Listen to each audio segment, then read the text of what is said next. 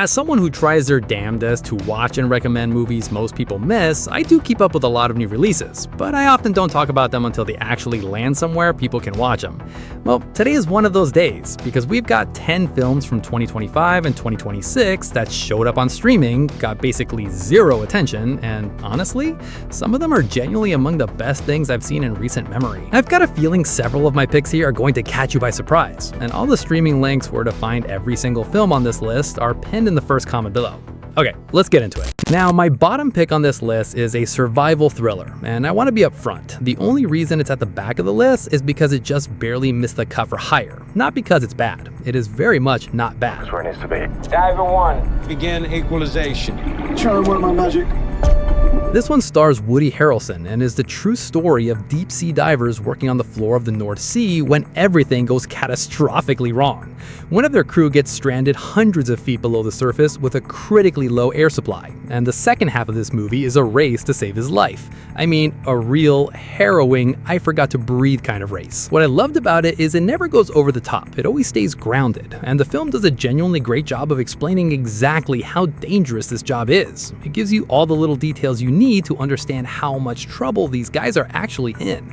The underwater cinematography is outstanding, dark, claustrophobic, genuinely stressful. If you love The Abyss, or if you've seen 13 Lives on Prime Video, those boys trapped in the cave, this has that same energy where you just cannot breathe. Finn Cole is excellent, so is Woody Harrelson. Mixed reviews online, sure, but personally, I thought this was a really well-crafted movie that does exactly what it sets out to do. The film is Last Breath. Now this one is also based on a true story, and it's also got that same kind of visceral, you are there quality that made Last Breath work so well. Look at this hall. This weather is not good. This is about 4 friends, 2 of them NFL players, who go out on a fishing trip from Clearwater, Florida, 70 miles offshore, and their boat capsizes, and the storm's coming, and their phones are locked in the flooded cabin. Joe Carnahan directs this, and if you know his work, you know he makes intense movies. He brings that same raw nerve here and shoots it at water level, documentary style. It genuinely feels like you're out there with these guys. Zachary Levi leads the cast, and I thought he sold the desperation completely. But what also surprised me was how effectively the film cuts back to shore, to the wives, the mother, the Coast Guard. It makes you feel the anxiety from both ends. We've got some men out in the open water. 4 men in the middle of a giant storm. Josh Duhamel plays a Coast Guard captain who gives this really quietly devastating account of what hypothermia does to the human body, and it hits harder than any dramatic speech could. I'll warn you, it's rough. It's brutal and heartbreaking in ways that'll stay with you, but it's compelling from start to finish, and the true story element gives it this weight that a fictional version just wouldn't have. The film is not without hope. Now, completely different energy for this one. This is a horror movie, and I want to be upfront. The reason it's this low on the list is entirely because of how disturbing it is.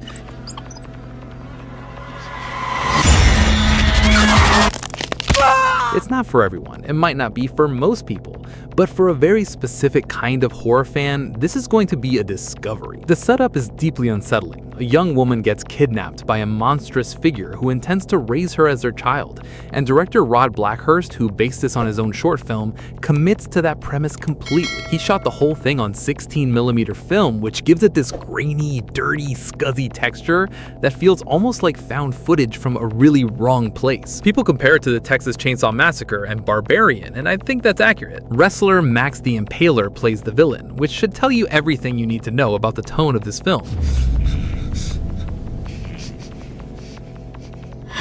It's raw, it's practical, it is not subtle, and it was never trying to be. Big fans of grimy, old-school exploitation horror, the kind that respects the genre and has real conviction behind it, I think you're gonna find a lot to love with Dolly. If you're not really into horror, my goodness is this one going to disturb you. The film is Dolly. Now this one is genuinely one of the more unique experiences I've had watching a film in recent years. And the fact that it was Oscar nominated for its sound design and barely anyone has seen it is just baffling to me. It's a road movie, or at least it starts as one. Set in the deserts of southern Morocco, a father named Luis ventures into the rave-happy desert landscape with his son to find his missing daughter. That's the premise. Where it goes from there, I won't get into. I'll just say it is not what you expect, not even close. Director Oliver Lax has made something that I can only describe as a vibes-first experience. The sound design is immaculate, the rave music comes at you like a physical force in the early sections of the film, and then later, that same sonic landscape transforms into something genuinely dangerous. It's one of those movies where what you're hearing is doing as much work as what you're seeing. Sergi Lopez is stellar in the lead role. Quiet, devastated, determined, and the Moroccan desert itself honestly feels like a character. This vast, indifferent, stunning natural force that just does not care about human problems. Some of the bolder turns this film takes won't be for everyone, I'll be honest about that. But I really appreciated that it dared to go there. It's a one-of-a-kind film. The film is SIRÀT. Dog believes he can do the impossible. Defeat the bully. Sell enough mixtapes to get out of the hood. Now, I almost didn't include this one because it's technically a 2024 film, but it's been hitting streaming in 2025 and not nearly enough people have seen it, so here we are. This is the new film from Anna Boden and Ryan Fleck, the Captain Marvel directors. And their follow-up to one of the biggest blockbusters in recent memory is an anthology film set in Oakland, California in 1987. 4 interconnected stories: punks versus skinheads, a rap battle, a criminal seeking redemption, an NBA all-star going full revenge thriller. I mean, it really just does whatever it wants. I'll say this, it is bewilderingly strange. It takes storytelling turns that I genuinely did not see coming, and you can tell that the entire cast was excited to do something that was totally off the beaten path. I'm done. You're done when we say you're done. Pedro Pascal is great, Ben Mendelsohn is great, Tom Hanks shows up in a cameo that made me actually sit up and go, wait, what? And then it does something with that cameo that I will absolutely not spoil, but you need to experience it cold. I think if you go in knowing it's going to be weird and unpredictable, you're gonna have a really good time. If you go in expecting a conventional anthology film, it might throw you, but personally, I found it totally enchanting. The film is Freaky Tales.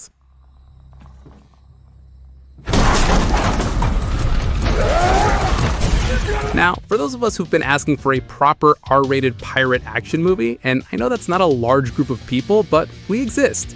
Amazon Prime Video quietly gave us one back in February and then told essentially no one about it.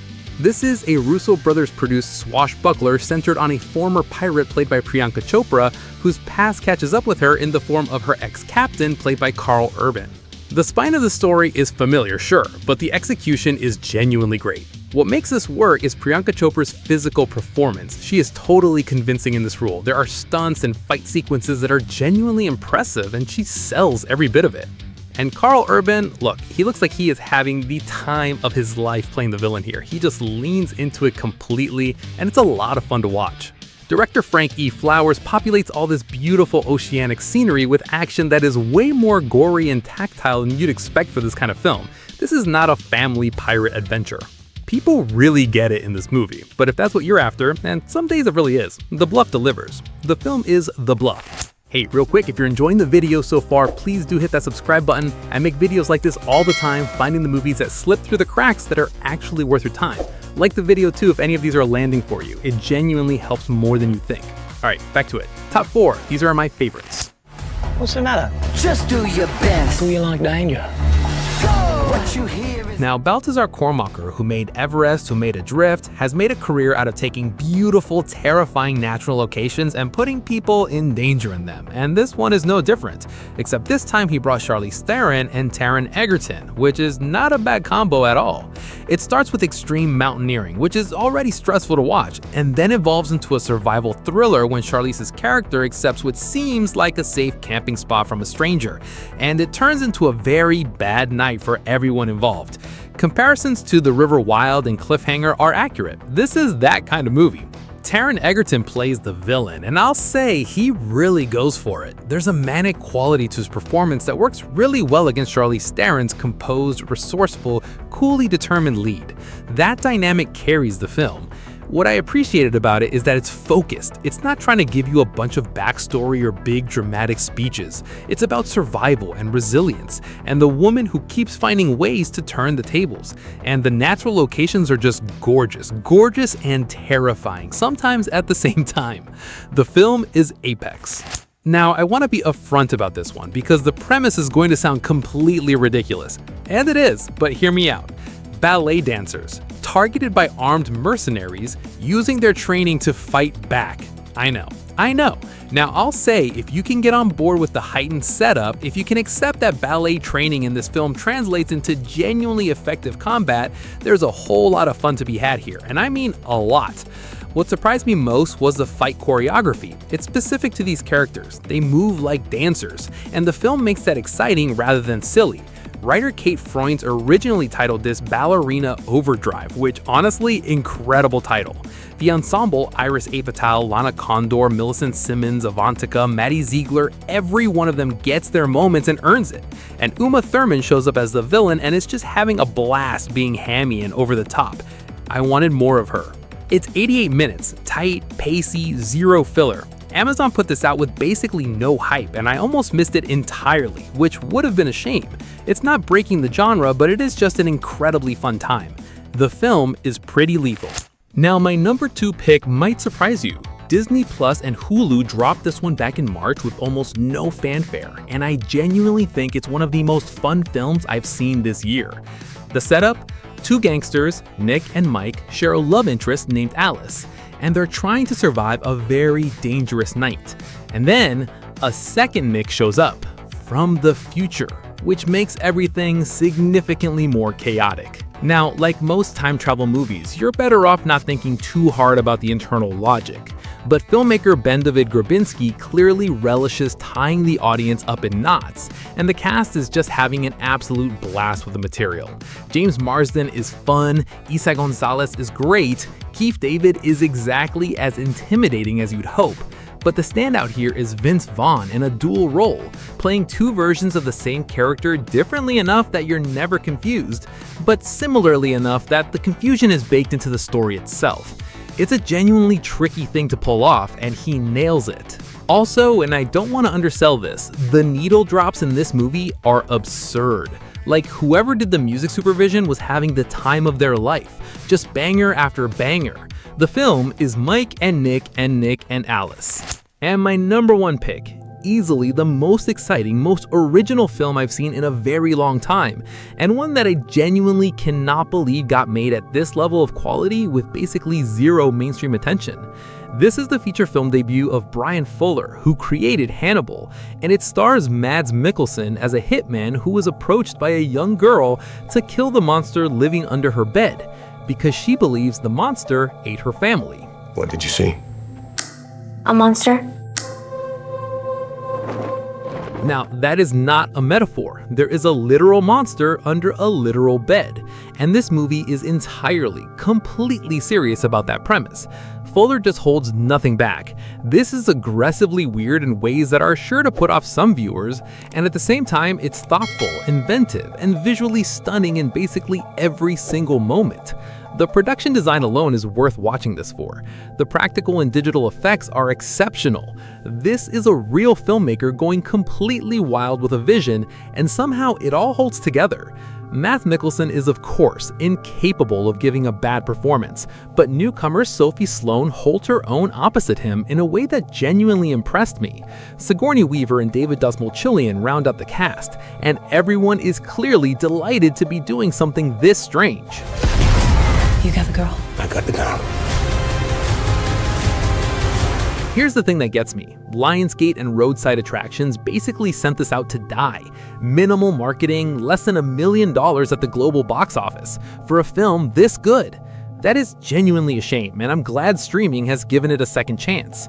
The film is Dust Bunny, my number 1. Go watch it. Now, if you want to keep going, our next video is one I'm genuinely buzzing about. We're diving into 10 films that will completely dismantle you. If today's list felt wild, that one is on another level entirely. It's right there. Go watch it next. If you got any recommendations off this list, leave the video a like. It helps more than you think. I'll be making more videos like this very soon, so subscribe if you haven't already. See you in the next one.